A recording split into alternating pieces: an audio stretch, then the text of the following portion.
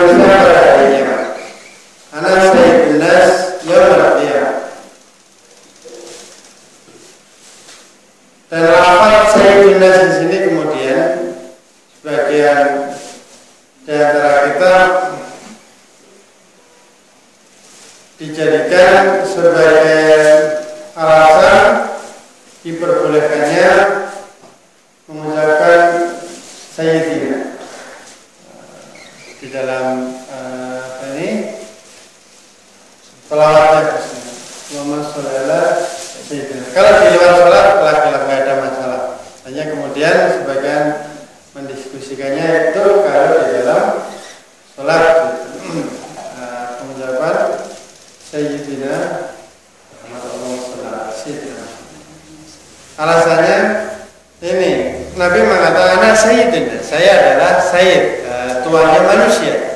Berarti boleh kita menyebut Nabi sayyidina karena Nabi adalah sayyidina, jawabnya. Wallahu a'lam. Wa hal tadruna lima tadi? Apakah kalian tahu kenapa saya adalah sayyidina yaumil qiyamah? Tuannya manusia pada hari kiamat. Yajma'ullahu wal malaikata fi sa'idin wahid. Pada waktu itu Allah Subhanahu wa taala mengumpulkan seluruh manusia dalam satu tempat.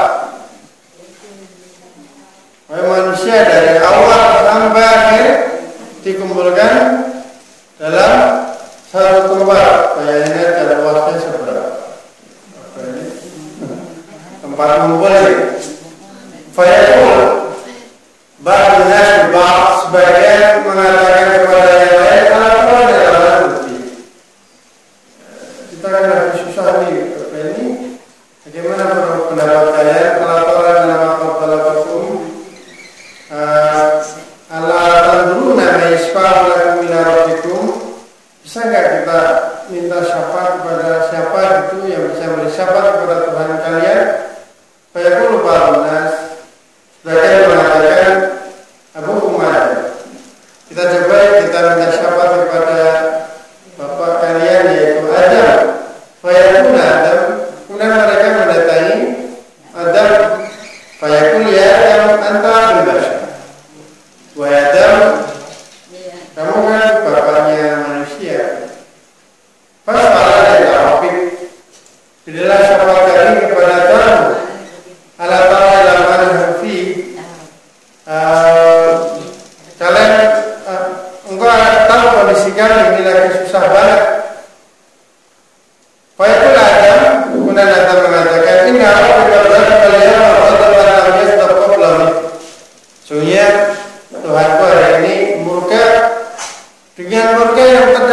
tidak pernah Allah lakukan sebelum ini tidak pernah murka seperti itu. Walau kebahagiaan itu dan tidak akan pernah murka setelah ini seperti itu lagi. Wa inna hanya saja itu di mana Allah dulu telah mendekati pohon dan itu Al-Quran ya. Nafsi-nafsinya udah kita masing-masing aja lah. Karena saya juga punya dosa. Alhamdulillah, kita pergi ke yang lainnya. Alhamdulillah, coba pergi ke Nuh, datangi Nuh. Fayatunya Nuhan. Kemudian manusia pada mendatangi Nabi Nuh. Fayakulun. Kemudian mereka mengatakan, ya Nuh, anta awal rusulillah al-ard wa Nuh. Engkau adalah rasul pertama di muka bumi ini. Ini dalil yang menunjukkan bahwa rasul pertama itu adalah Nuh, Nabi Allah. Jadi Nabi Ibrahim, Nabi Adam berarti bukan rasul, beliau hanya Nabi. Apa bedanya Nabi sama rasul?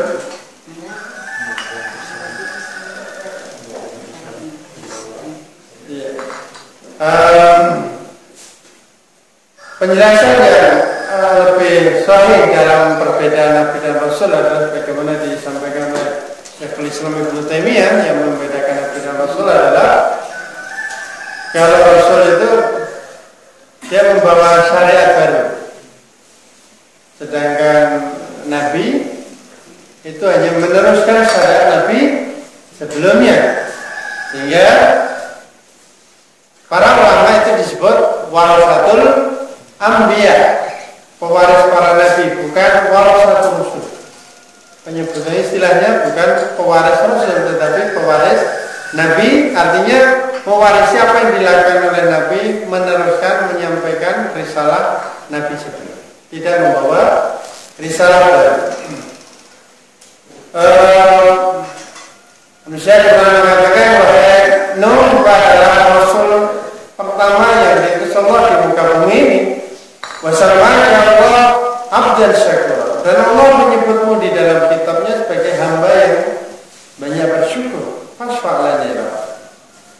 Sudah ini bila syafaat untuk kami. Ala ila mana bukti. Kau tahu kondisi kami hari ini.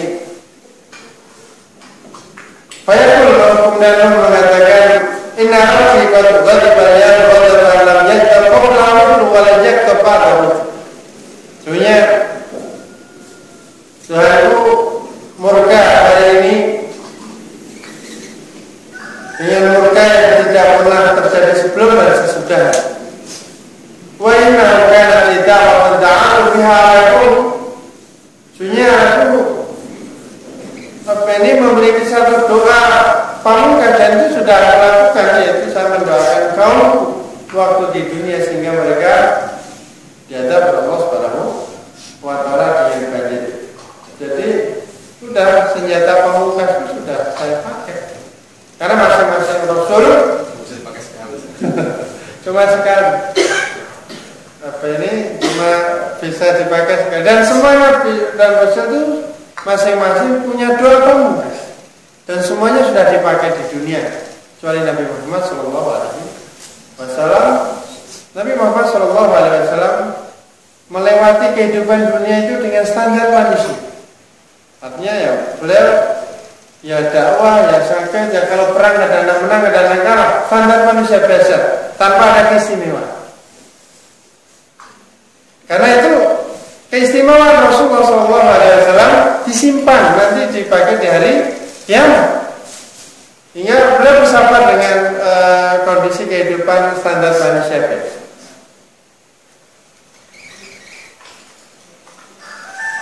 Dan Nabi Allah mengatakan doa sudah saya pakai atau untuk kaum nafsi ya sudah kita masing-masing aja. Alhamdulillah pergi ke yang lain saja. Alhamdulillah Ibrahim, coba pergi ke Ibrahim. Payatun Ibrahim mereka mendatangi Ibrahim. Payatun ya Ibrahim antara Nabi Allah wa khaliluhu, antara Nabi Allah wa khaliluhu minabah. Wa Ibrahim kepada Nabi Allah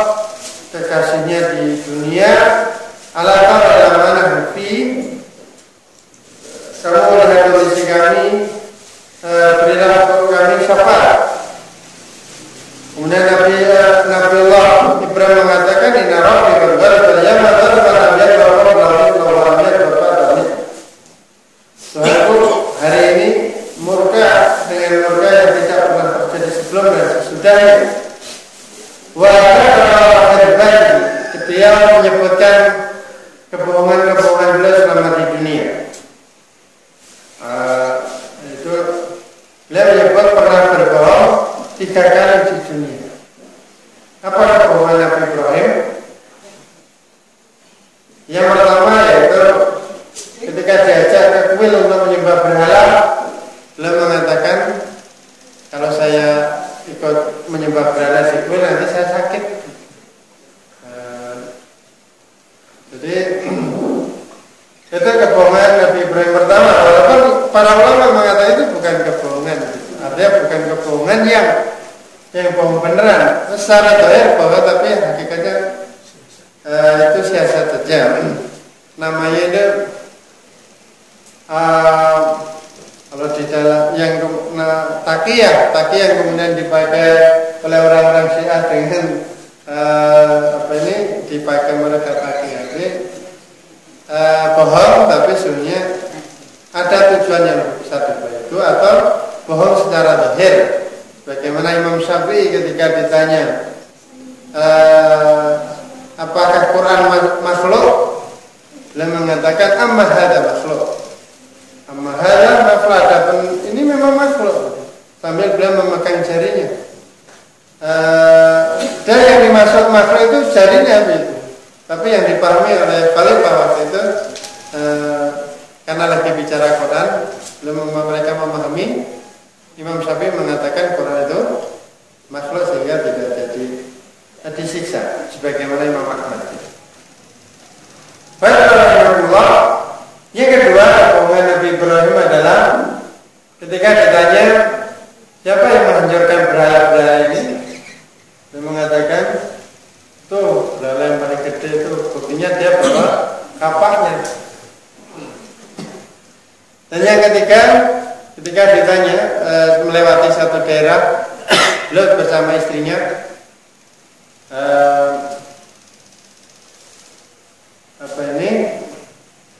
ketemu seorang raja yang zalim, beliau mengatakan itu siapa? Ini saudara. Ini saudara. Karena kalau bilang istrinya nanti dia rebut.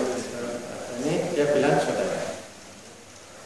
Waalaikumsalam. Itu 3 kebohongan Nabi. Walaupun para ulama mengatakan itu bukan kebohongan yang sebenarnya, sebagaimana kebohongan-kebohongan yang kita lakukan. Kalau kita bohong benar, tidak ada misi yang lebih besar daripada kebohongan. Alhamdulillah.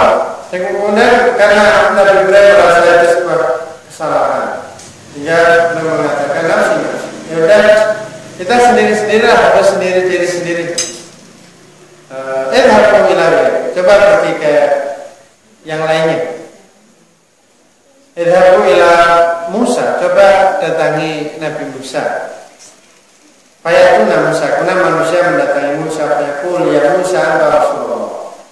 Wahai Musa, pada Rasulullah, istaghfirullah birisala wa taklimi ala nas. Engkau diberikan keistimewaan oleh Allah, dipilih menjadi Rasul, dan engkau diajak bicara Rasulullah Subhanahu wa Ta'ala di dunia. Ada Nabi yang diajak bicara langsung Allah adalah Nabi Musa, sehingga beliau disebut kalimullah, orang yang diajak bicara oleh Allah.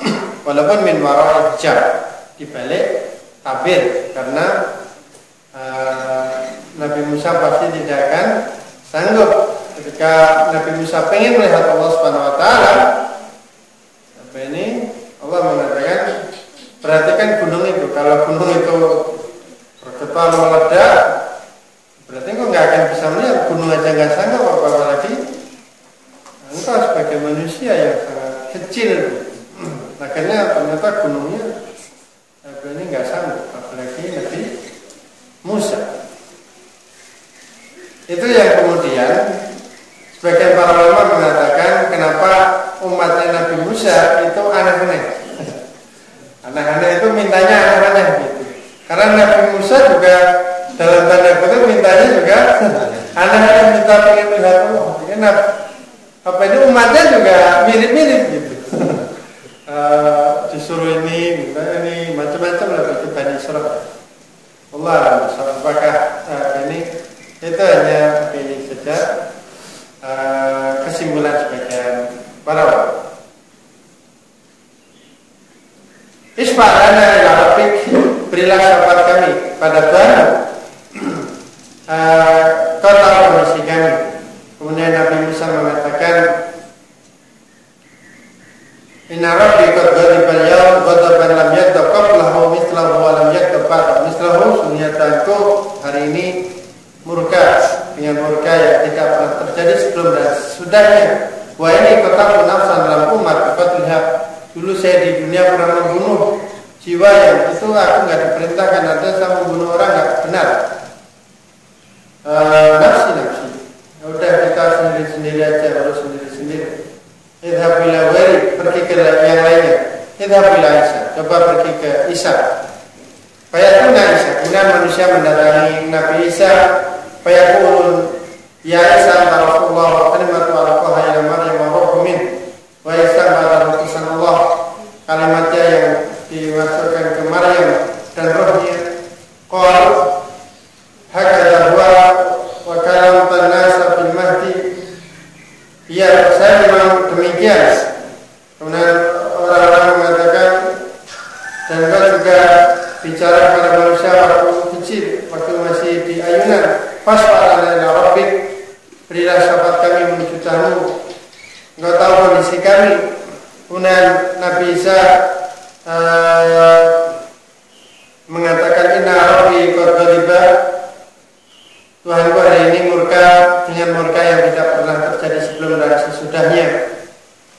Tetapi beliau tidak menyebutkan kesalahannya di dunia, tidak menyebutkan dosa sebagaimana nabi-nabi sebelumnya. Beliau tidak mengatakan itu, tetapi beliau mengatakan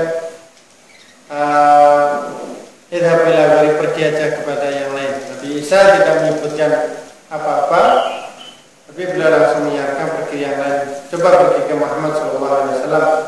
Kemudian kemudian beliau manusia waktu itu mendatangi aku, kata Nabi Muhammad SAW. Fayaqul ya Muhammad anta Rasulullah wa khatamal anbiya wa farallahu laka dhanbaka ma taqaddama minhu wa ma ta'akhkhar. Wahai Muhammad, engkau adalah utusan Allah, engkau adalah penutup para nabi. Allah telah mengampuni dosa-dosamu, baik yang lampau maupun yang akan datang. Fasfa'lana, berilah syafaat kami pada Tuhan. Kau telah tahu kondisi kami. Kemudian Nabi Muhammad mengatakan faqumu, maka aku kemudian berdiri fa'ati tahtal arsh, kemudian aku mendatangi di bawah arsh.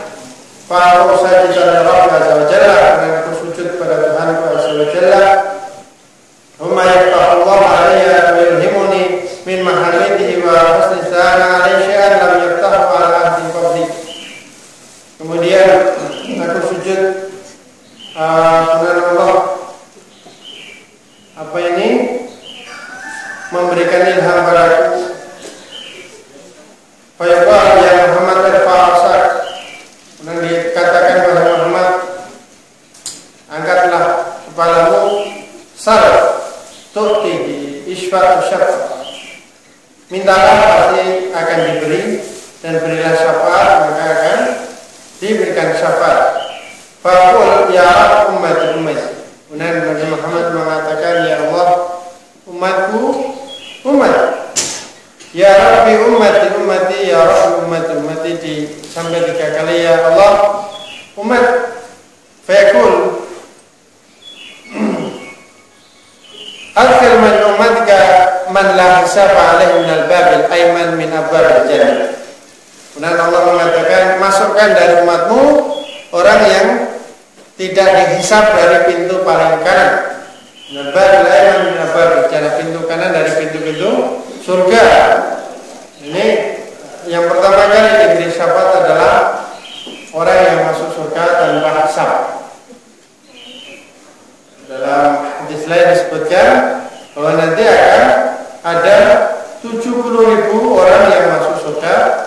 sunrise. Mudah-mudahan kita masuk di dalam. Tapi syaratnya berat. 70.000 dari sekian manusia dari awal sampai akhir.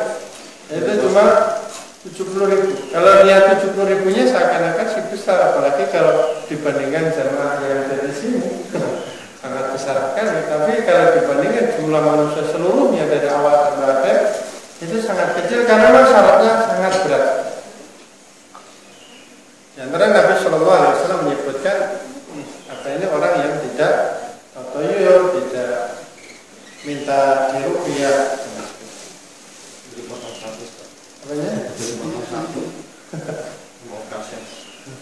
Iya, sudah dipotong sama satu jatahnya ukasa. Sangat berat dan itu benar-benar orang yang tawakal kepada Allah Subhanahu Wa Taala, hak tawakuli dengan sepenuhnya tawakal. Semua sangat berat. Tidak minta diruqyah. Dulu saya pernah nanya ke saya, berarti termasuk tidak minta diobati oleh dokter. Tidak mau diobati boleh, tapi tidak minta. Sebabnya minta dengan diobati itu beda. Karena minta kita merasa butuh, dan itu mengurangi tawakal kita pada Allah Subhanahu Wa Taala. Walaupun itu tidak dilarang, walaupun itu ini babnya bukan larangan atau tidak, tetapi babnya ini bab level tawakal kita pada Allah Subhanahu Wa Taala, sebagaimana Nabi Ibrahim bahwa Allah yang menyembuhkan aku jika yang benar-benar menyembuhkan itu Allah Subhanahu Wa Taala. Karena ketika minta bantuan kepada orang itu kadang-kadang bisa mempengaruhi, walaupun mungkin tidak banyak level tawakal, kita ada sedikit sandaran kepada selain Allah Subhanahu Wa Taala. Sehingga salah satu poin para sahabat yang dibayar oleh Rasulullah, yang membayar Rasulullah SAW di dalam banyak kasus bayar, salah satu poin yang menjadi syarat mereka boleh bayar adalah tidak minta bantuan kecuali kepada Allah Subhanahu Wa Taala. Jadi salah satu poin sahabat yang bayar pada Nabi Bayatul Ridwan dan bayat-bayat yang lain adalah tidak boleh meminta kecuali Allah Subhanahu Wa Taala, kepada Allah Subhanahu Wa Taala. Sehingga para sahabat itu hatta hal-hal kecil itu selama dia masih bisa melakukan, tidak akan minta bantuan orang. Abu Bakar Siddiq radhiyallahu anhu suatu hari pernah naik onta gitu, naik kuda, semestinya itu jatuh gitu. Dia nggak minta sahabat lain untuk mengambil. Kan itu termasuk minta bantuan orang lain. Karena dia turun sendiri ambil sendiri. Hatta hal-hal kecil. Karena itu bagian dari syarat berbayat pada Nabi. Mudah-mudahan walaupun kita tidak bisa meniru full, paling tidak dengan mudah kita meminta bantuan kepada manusia selama masih bisa dikasih. Kemudian akhir min ummatika man sab'in al-bab al-ayman min abwab al-jannah. Masukkan dari umatmu orang-orang yang masuk surga tanpa hisab dari pintu sebelah kanan. Wa hum syurka'un nas bima sawa min al-abwab. Semaqal walladzi nafsi biyadi lamma baina bismi wa sarayil jannah kama baina Makkah wa Hajar kama baina Makkah wa Busra. Ini intinya kemudian setelah itu urutan-urutannya diberi syafaat Nabi Sallallahu Alaihi Wasallam sampai semua, dalam riwayat yang lain sampai semua manusia yang di dalam dirinya itu masih ada sekecil apapun, selama itu masih ada iman di dalam hatinya, maka akan mendapat syafaat Nabi Sallallahu Alaihi Wasallam. Dan kita diwafatkan dalam husnul khatimah sehingga kemudian nanti layak mendapat syafaat Nabi Sallallahu Alaihi Wasallam.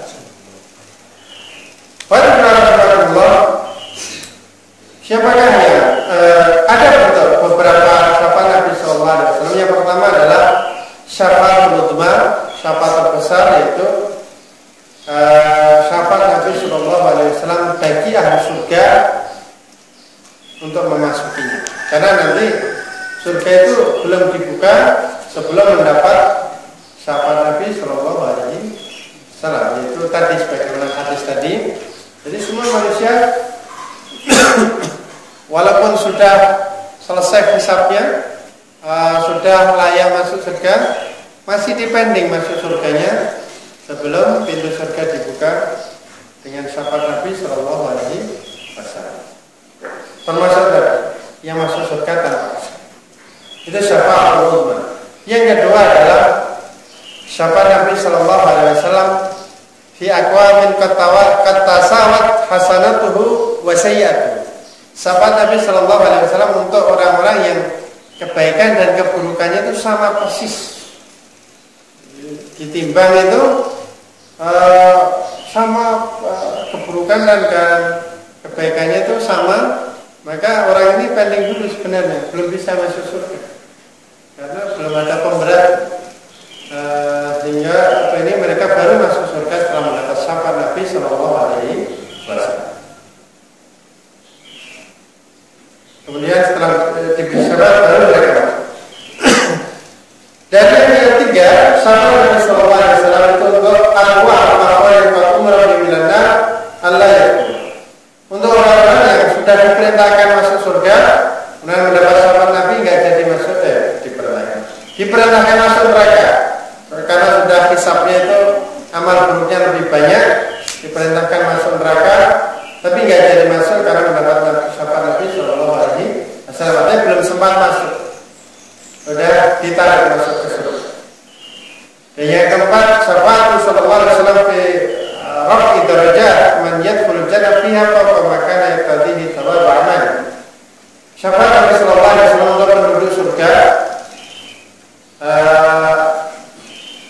dalam bab meningkatkan derajat di surga. Aslinya amalnya itu dia pasnya itu dapat surga di pinggiran. Tapi mendapat syafaat Nabi Sallallahu Alaihi Wasallam bisa masuk surga di kelas elit. Ya, surga juga berkelas sesuai dengan amal kita di dunia. Dan bisa jadi kita di surga malah nggak dapat apa-apa. Ya maksudnya masuk surga tapi nggak punya rumah, nggak punya apa-apa di surga, ya bisa aja. Hingga dalam hadis Nabi Sallallahu Alaihi Wasallam misalnya, barang siapa yang membangun masjid maka Allah akan membangunkan bagi dia rumah di surga. Berarti ada orang yang di surga itu nggak punya rumah juga. Kira-kira pengen punya rumah. Tapi paling tidak kalau sudah masuk aman. Pamazub si'an nari wa qila jannata faqat. Barang siapa yang terlepas dari neraka dan masuk surga, itu adalah orang yang benar-benar beruntung. Pokoknya masuk surga. Di sana mau dari apa kayak gelandangan di surga nggak ada masalah, masuk surga. Tetapi ya, masa ya yang di sana jadi gelandangan? Kita pengen yang terbaik. Kita Rasulullah kalau minta Firdaus. Jangan minta ya nanggung. Minta bagaimana syairnya Wakilah dikatakan itu syairnya Abu Nawas. Ilahilas tulil Firdaus ahlan wala aqwa ala narin jahim. Ya Allah, aku sih masuk surga nggak pantas karena banyak dosa, itu banyak kesalahan, tapi nggak kuat juga. Masuk neraka, kalau dimasukin neraka nggak kuat, tapi kalau masuk surga nggak pantas. Kira-kira dulu kalau penjelasan kayak saya, pokoknya masukin surga aja terserah, taruh mana, pokoknya masuk surga aja. Kalau jam nggak masuk neraka. Ada beberapa amalan yang kemudian bisa mendekatkan dan menaikkan derajat kita di surga. Misalnya Rasulullah SAW mengatakan, ana wa kafirul yatim kahat ini berjan. Aku dan orang yang menanggung anak yatim itu seperti dua jari di surga, saking dekatnya. Artinya nanti bisa menjadi tetangga Rasulullah. Kalau menjadi tetangga Rasul berarti posisinya memang sangat elit sekali. Karena Nabi adalah di posisi paling tinggi di surga. Atau dalam hadis lain misalnya, barang siapa yang menafkahi dua orang anak perempuan sampai balik, maka nanti akan bersamaku di surga. Sama dengan ketika menanggung anak yatim seperti dua jari di surga. Jadi yang punya anak perempuan harus berbangga karena nanti bisa menjadi tetangga Rasulullah SAW. Walaupun ada dua riwayat, sebagian mengatakan dua anak perempuan, sebagian ini riwayat tiga anak perempuan. Karena dulu orang Arab itu sedih dan malu kalau punya anak perempuan, sehingga Nabi memotivasi dengan itu. Siapa yang memberi nafkah, mendidik anak-anak perempuan sampai balik, maka nanti akan dekat dengan Nabi SAW. Kemudian yang kelima, syafa'atuhu fi aqwamin ayatul jannah fi ghairi hisab. Syafaat Nabi untuk orang-orang yang masuk surga tanpa hisab, bagaimana dalam hadis Ukasah itu. Kemudian yang keenam, syafaat fi takhfifil adzab man yastahiquhu. Syafaat Nabi untuk meringankan azab bagi orang yang memang dia layak mendapat azab di neraka. Dia memang sudah di neraka dan tersiksa, dan Nabi SAW memberi syafaat untuk meringankan siksanya. Sebagaimana syafaat Nabi SAW untuk pamannya Abu Thalib akan diringankan siksanya. Nabi SAW hanya bisa memberi syafaat kepada pamannya untuk peringanan azab, tidak bisa mengeluarkan dari neraka karena pamannya meninggal dalam kondisi musyrik, sehingga secara hukum tidak bisa keluar dari neraka karena tidak punya kuncinya. Miftahul jannah la ilaha illallah, kuncinya ya harus syahadat. Karena belum nggak mau baca syahadat, ya sudah tetap di neraka walaupun diringankan. Dalam hadis yang ini diriwayatkan oleh Bukhari dan Muslim. Sumakul Al-Qurtubi, Imam Al-Qurtubi mengatakan dalam kitab At-Tadhkirah, fa'inkilah faqad qala Allah Ta'ala, kalau ada yang mengatakan Allah SWT berfirman, famatangfahum syafa'atu syafi'in, tidaklah bermanfaat bagi mereka syafaat orang-orang yang memberi syafaat, maka jawabannya adalah la tanfu fil khulud minan nar. Artinya Allah ini membicarakan tentang orang-orang musyrik bahwa mereka tidak akan dapat diberi syafaat, maka jawabannya adalah tidak bisa diberi syafaat untuk keluar dari neraka, tapi bisa diberi syafaat untuk diringankan azabnya di neraka.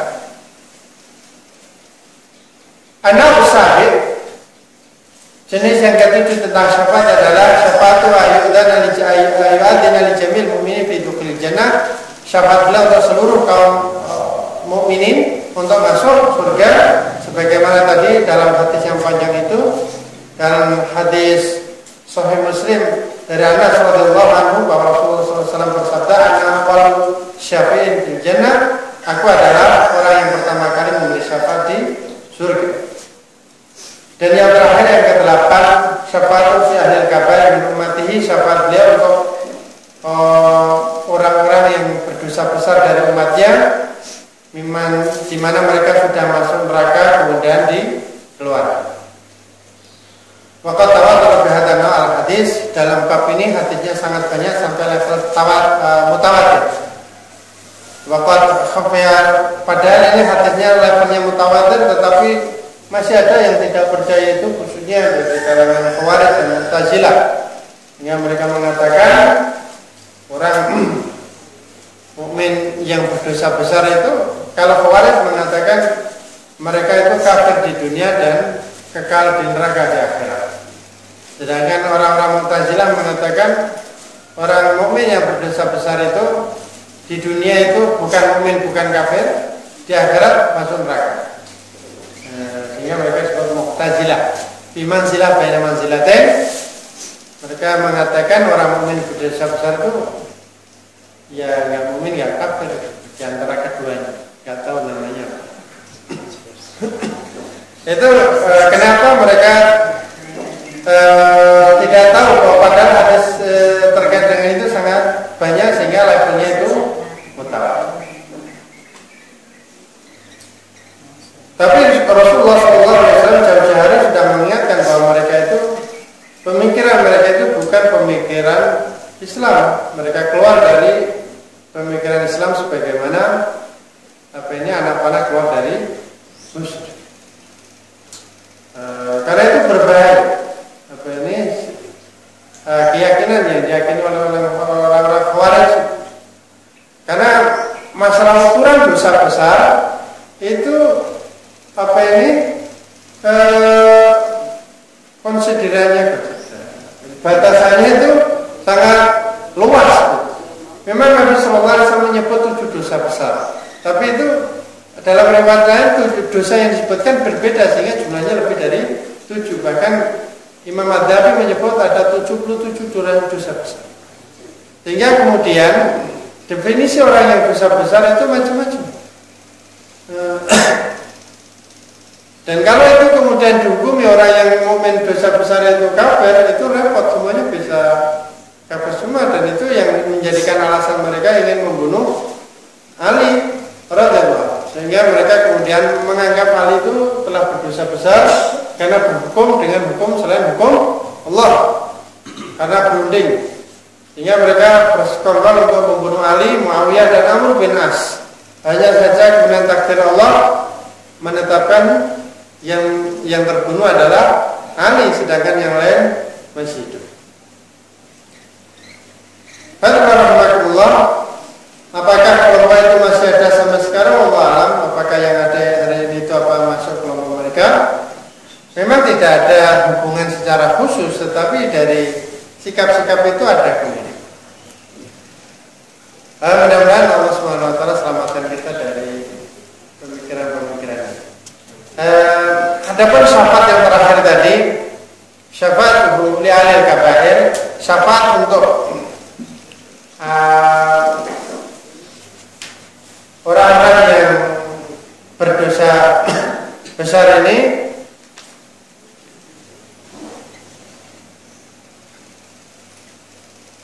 tidak hanya Nabi Shallallahu Alaihi Wasallam yang bisa memberi syafaat, tetapi para malaikat, para nabi dan orang-orang beriman yang lain juga bisa memberi syafaat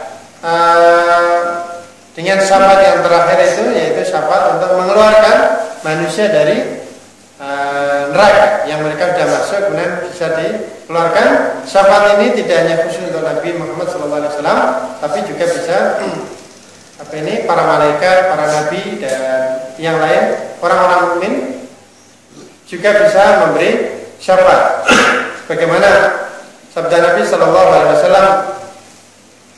Yashfa'u yaumil qiyamati salasa, pada hari kiamat nanti akan bisa memberi syafaat 3 kelompok, yaitu al-anbiya, para nabi, summal ulama, kemudian para ulama, summa syuhada, kemudian para orang-orang yang mati syahid. Min hadits Abi Sa'id radhiyallahu anhu marfu'an, qala fayaqul ta'ala syafa'atul malaikah syafa'an nabi wa syafa'al mu'minun wa lam yakun illa arhamur rahimin.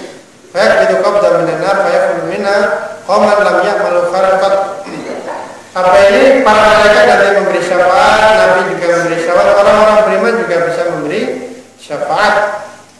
Kemudian semua yang di neraka itu dikeluarkan, sampai kaum yang di dunia sama sekali nggak pernah beramal juga akhirnya nanti akan dikeluarkan dari neraka. Artinya tentu yang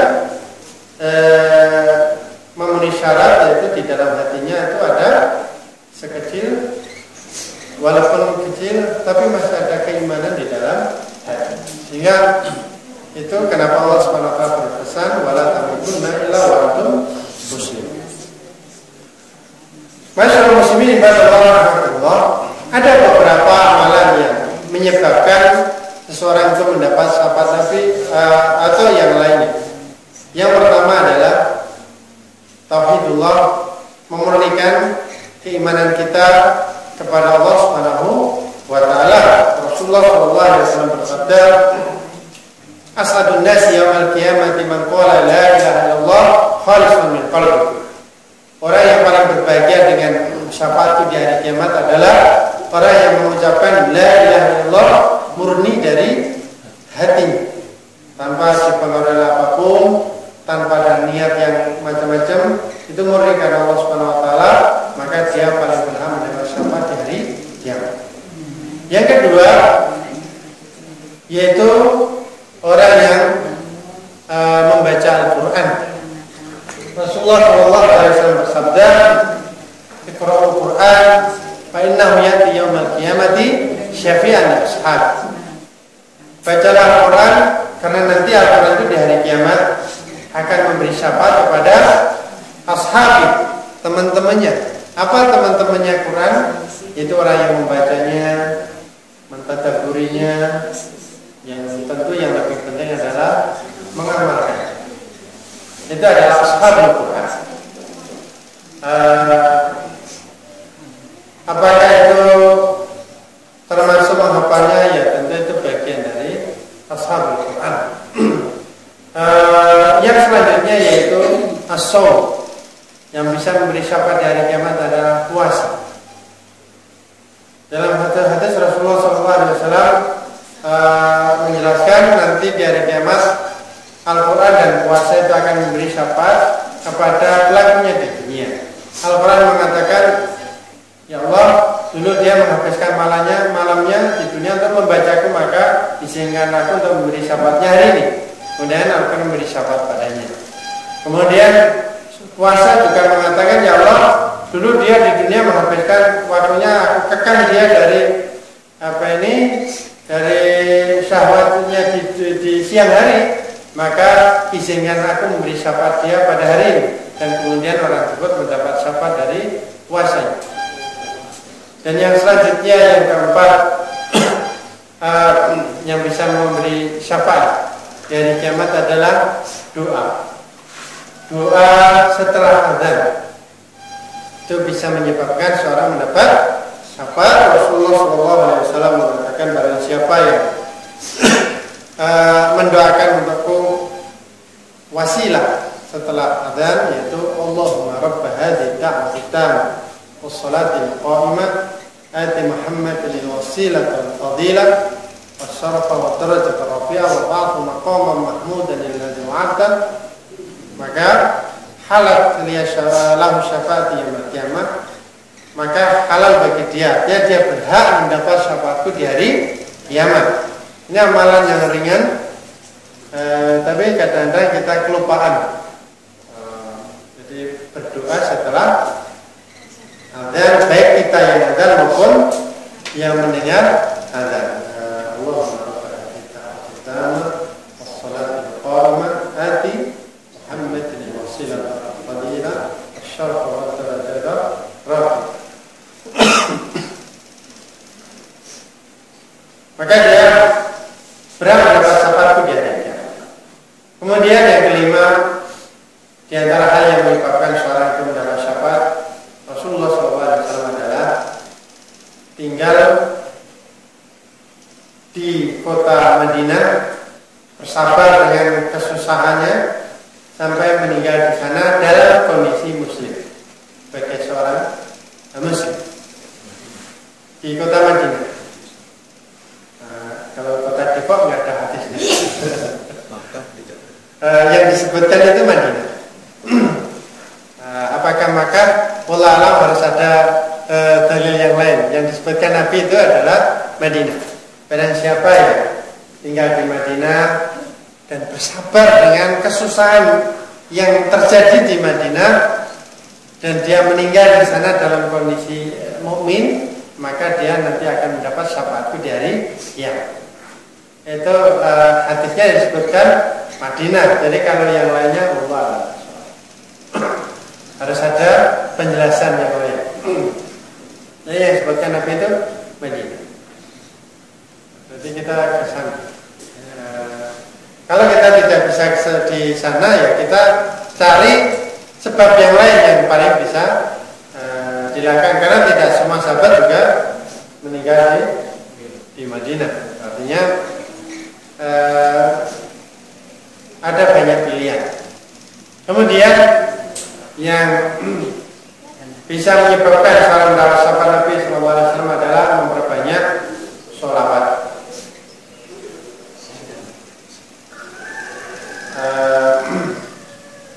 Nabi SAW mengatakan orang yang paling berhak mendapat syafaat di hari kiamat adalah orang yang paling banyak membaca sholawat. Hadis riwayat Tirmidzi dan Abu Hurairah. Jadi perbanyak sholawat. Sholawat apa ya? Sholawat Nabi.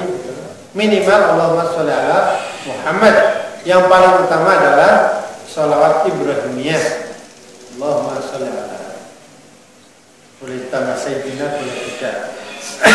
Bagaimana tadi dibahas. Allahumma sholli ala Muhammad wa ala Muhammad wa sholli ala Ibrahim wa ala ali Ibrahim wa barik ala Muhammad wa ala Muhammad wa barik ala Ibrahim wa ala Ibrahim fil alamin innaka Hamidum Majid. Itu disebut sholawat Ibrahimiyah karena ada penyebutan Nabi Ibrahim, dan itu sholawat yang paling afdol, yang paling utama, karena itu yang diajarkan Nabi di dalam sholat. Kalau sholawat-sholawat yang lain gimana? Sholawat apa itu, sholawat nariyah, sholawat hajah, sholawat apa, semacam-macam. Wallah, selama itu masih sholawat dan tidak ada hal-hal lain yang menyalahi syariat, ya nggak ada masalah. Yang penting pokoknya sholawat. Tapi kalau kita bicara afdoliyah harus ada dasarnya. Ini afdoliyah ini harus ada dasarnya kenapa itu afdol. Karena ini disebut Nabi dan diajarkan dalam sholat, maka para ulama mengatakan sholawat yang paling afdol adalah sholawat Ibrahim. Jadi yang disebutkan dalam hadis itu adalah memperbanyak orang yang paling banyak sholawatnya. Nah, kalau bikin acara-acara tertentu bagaimana? Ya, bukan acaranya yang menyebabkan mendapat syafaat, yang menyebabkan syafaat adalah sholawatnya. Sholawatnya maka diperbanyak. Ya kalau mau bikin acara apa-apa, apakah mau atau apa gitu dengan secara kontroversinya, misalnya yang menjadi ukuran adalah sholawatnya, maka diperbanyak sholawat. Kemudian yang menyebabkan seorang mendapat syafaat Nabi Sallallahu Alaihi Wasallam adalah seseorang yang meninggal dunia kemudian disolati oleh banyak orang, minimal 100 orang jumlahnya, dan meminta, dan semuanya memintakan syafaat, maka Allah akan memberikan syafaat. Maka semakin banyak orang yang mendoakan ketika meninggal, Allah akan berikan syafaat. Kalau di dalam hadis itu disebutkan angka 100. Jadi siapa yang meninggal kemudian didoakan oleh banyak orang, jumlahnya 100, semuanya memintakan syafaat, maka Allah akan memberi syafaat. Jadi sekarang sudah ngumpulin orang minimal 100. Ya orang itu yang ngumpulin itu bisa disiapkan dengan cara kita banyak berbuat baik kepada mereka. Kalau mereka mendapat kebaikan dari kita, insya Allah nggak usah diminta juga akan mendapat. Kalau kita nggak pernah mendapat manfaat dari seseorang, jangankan mendoakan, itu ingat juga malas gitu. Dan itu kenapa salah satu dasar doa, bukan doa, usaha penghadian pahala untuk orang yang meninggal itu diterima.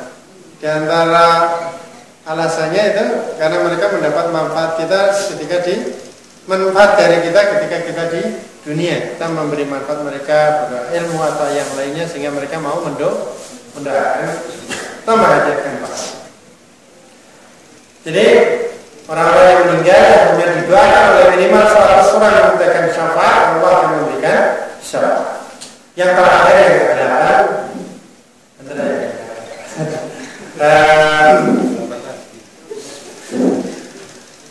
Ini bukan karena angka 8 ya, karena memang itu jumlahnya 8. Yaitu memperbanyak sujud. Salah satu pembantu Nabi Shallallahu Alaihi Wasallam ini diberi tawaran dari Nabi Shallallahu Alaihi Wasallam supaya kamu minta, terserah minta apa aja. Maka orang ini meminta anak apa namanya, sebagai mengatakan Anas bin Malik, tapi ada nama lainnya. Anak apa namanya? Yang jelas dia pembantu Nabi Shallallahu Alaihi Wasallam diberi tawaran untuk apa saja, terserah mau minta apa saja. Rasulullah mengatakan, saya ingin menjadi temanmu atau dekat dengan kau di hari kiamat. Karena merasa di dunia sudah dekat gitu kan, pembantu kan mesti dekat di rumah, serumah gitu, membantu Nabi. Apa ini nanti di akhirat kita berjauhan gitu, engkau Nabi, saya akan cuma pembantu gitu. Saya pengen nanti di surga juga pengen dekat dengan. Maka Nabi Sallallahu Alaihi Wasallam mengatakan, apa ini bantu aku, artinya bantu aku untuk bisa beri syafaat nanti dengan memperbanyak sujud. Bantu aku dengan memperbanyak sujud, artinya memperbanyak sholat. Itu salah satu hal yang bisa menjadikan Nabi Shallallahu Alaihi Wasallam bisa memberikan syafaat. Itu 8 orang di 8 hal yang menyebabkan seorang bisa mendapat syafaat di hari kiamat. Allahu a'lam. Shawab sudah jam 6 lebih. Mudah-mudahan apa yang kita bicarakan pada hari ini termasuk kebaikan, dan mudah-mudahan ini yang kita dapatkan diberikan kemanfaatan buat Allah Subhanahu wa Ta'ala, sehingga nanti bisa menjadi tabungan kebaikan, bukan malah menjadi beban di hari kiamat. Aku boleh hadal sallallahu alaihi wa sallam mu'minin fastabirullah. Assalamualaikum warahmatullahi wabarakatuh.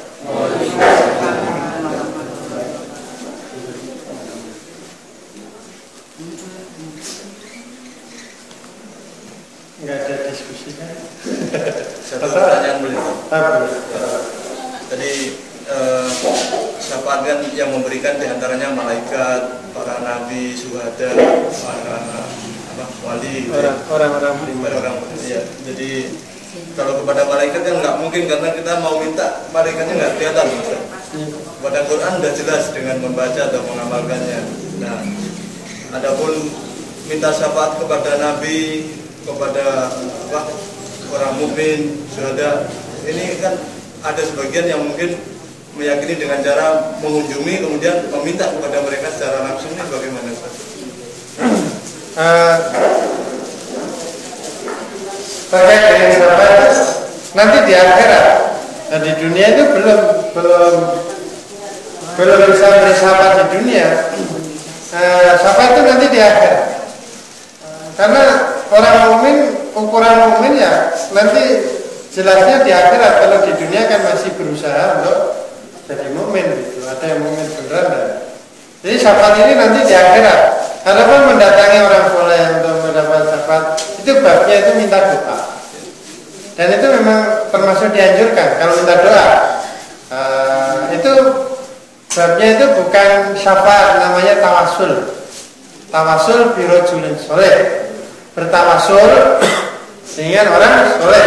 Anda minta didoakan, kita minta pada Allah, tapi tidak langsung minta didoakan orang, dan itu dianjurkan oleh Nabi Sallallahu Alaihi Wasallam. Dan Nabi apa ini juga pernah melakukan. Misalnya ketika Umar bin Khattab radhiyallahu anhu ingin pergi umrah, apa ini beliau berpesan bahwa apa ini sahabatku jangan lupa nanti doakan aku pada Allah Subhanahu wa Ta'ala di sana. Memang dianjurkan minta didoakan orang. Termasuk Umar juga dipeseni untuk minta berdoa pada siapa kemarin, Wais Al-Qarni. Ini nanti kalau kamu ketemu orang dari Yaman namanya Wais Al-Qarni, jangan lupa untuk minta didoakan. Jadi kalau minta didoakan orang itu soleh, itu dianjurkan. Itu babnya bukan syafaat, tapi babnya tawasul dalam doa.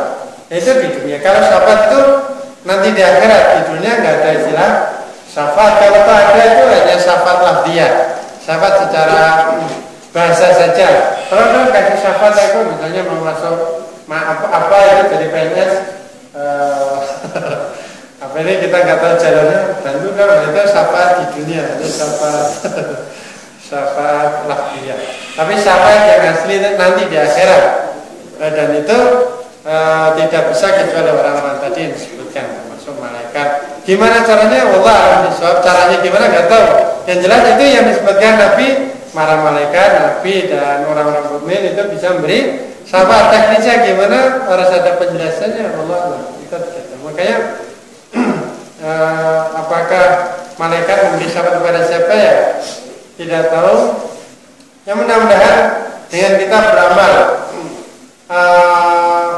sholat dengan sebaik-baiknya, malaikat melihat kita sehingga nanti di akhirat memberi syafaat, dan malaikat juga melihat kita. Allahu a'lam. Itu terkait dengan kalau meminta doa orang yang masih hidup tentu. Kalau orang yang sudah meninggal itu barunya berbeda. Nah, itu jelas apa itu tidak diperbolehkan. Kalau yang dianjurkan Nabi itu orang yang masih hidup, kita datangi ke rumahnya, kita bawain apa misalnya. Kalau itu enggak harus begitu. Ya, kita minta didoakan siapa Ustaz, Kiai, kalau doakan saya apa itu belum punya keturunan misalnya, itu boleh. Mungkin ada yang lain mungkin yang silakan Ibu. Assalamualaikum warahmatullahi wabarakatuh. Waalaikumsalam warahmatullahi wabarakatuh. Yang saya tadi lihat 9 poin dikasih syafaat. Kira-kira saat umpama yang benar-benar muslim yang baik ataupun yang memang kurang itunya sama Allah meninggal, tadi katanya juga dikasih syafaat. Nah, umpamanya berarti asal kita sudah mengucapkan tadi la ilaha illallah, itu sudah termasuk sekalipun orang sejahat apa gitu. Iya. Ya, demikian. Assalamualaikum. Assalamualaikum. Jadi semua orang yang meninggal dalam kondisi muslim masih membawa keimanan, dia akan mendapat syafaat di hari kiamat. Hanya saja itu kan orang tuh banyak banget gitu. Kan apa ini yang diberi syafaat kan gantian. Apa ini nggak dalam satu waktu. Level-level dulu kan. Yang pertama yang masuk surga tanpa hisab Allah. Gitu. Apa ini baru yang tadi amalnya imbang gitu. Jadi yang ringan-ringan dulu dosanya itu kan baru. Nah, jarak antara menunggu yang sudah kadang masuk neraka itu kalau dia badannya belakangan kan bisa alami. Yang jelas mereka akan mendapat syafaat. Hanya saja tentu kita harus beramal sebaik-baiknya. Mudah-mudahan mendapat syafaat duluan. Kalau dapat syafaat belakangan ya kan lama juga. Ya kalau cuma nunggunya sebentar, nunggunya lama padahal sejam di akhirat itu sama dengan 50 tahun di dunia. Dalam apa ayat yang lain 1000 tahun di dunia. Itu masa yang tidak sedikit. Yang jelas kewajiban kita adalah beramal sebanyak-banyaknya dan sebaik-baiknya di dunia. Kata Al-Hasan bin Ali radhiyallahu anhu dalam kajian yang sebelumnya adalah Anda sampaikan.